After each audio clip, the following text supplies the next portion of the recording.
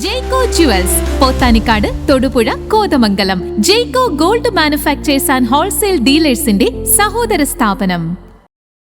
Palakuzha service സഹകരണ bank താൽക്കാലിക പ്രസിഡന്റിന്റെ വീട്ടിൽ റീത്തുവെച്ച കേസിൽ ഡിവൈഎഫ്ഐ നേതാവ് അറസ്റ്റിൽ.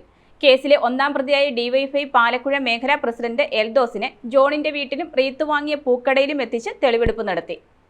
പാലക്കുഴ സർവീസ് സഹകരണ ബാങ്ക് താൽക്കാലിക പ്രസിഡന്റായി ചുമതലയേറ്റ കേരള കോൺഗ്രസ് എം പ്രതിനിധി PK ജോണിന്റെ വീട്ടിൽ റീത്ത് വെച്ച കേസിൽ ഡിവൈഎഫ്ഐ നേതാവ് എൽദോസ് സണ്ണി അറസ്റ്റിൽ. കേസിലെ ഒന്നാം പ്രതിയായ ഡിവൈഎഫ്ഐ പാലക്കുഴ മേഖലാ പ്രസിഡന്റ് എൽദോസിനെ ജോണിന്റെ വീട്ടിലും റീത്ത് വാങ്ങിയ പൂക്കടയിലും എത്തിച്ച് പോലീസ് തെളിവെടുപ്പ് നടത്തി. മറ്റു 2 പ്രതികൾ കൂടി കേസിൽ ഉൾപ്പെട്ടതായി സൂചനയുണ്ട്. എന്നാൽ ഡിജിറ്റൽ തെളിവുകൾക്ക് ശേഷമേ ഇത് സ്ഥിരീകരിക്കാൻ കഴിയൂ. CPI, കോൺഗ്രസ് പാർട്ടികളുടെ പിന്തുണയോടെയാണ് കേരള കോൺഗ്രസ് മാണി വിഭാഗത്തിൽപ്പെട്ട PK ജോൺ താൽക്കാലിക പ്രസിഡന്റായി വെള്ളിയാഴ്ച ചുമതലയേറ്റത്. CPMലെ മുൻ പ്രസിഡന്റ് ജോസ് കുര്യാക്കോസിനെ അവിശ്വാസത്തിലൂടെ കഴിഞ്ഞ തിങ്കളാഴ്ച അയോഗ്യനാക്കിയിരുന്നു. അവിശ്വാസ പ്രമേയത്തിനെ കോൺഗ്രസ്, CPI, മാണി വിഭാഗം അംഗങ്ങൾ അനുകൂലിച്ചു. CPMും CPയും തമ്മിലുള്ള തർക്കമാണ് ബാങ്ക് ഭരണവും CPMന് നഷ്ടപ്പെടാൻ കാരണം.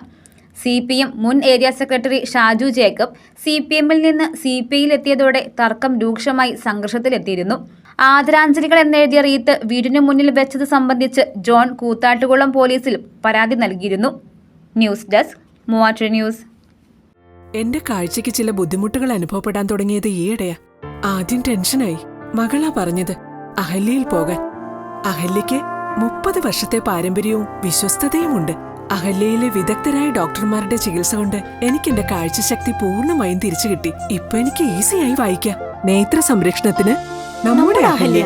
അഹല്യ ഫൗണ്ടേഷൻ ഐ ഹോസ്പിറ്റൽ, കേരളത്തിൽ എല്ലായിടത്തും.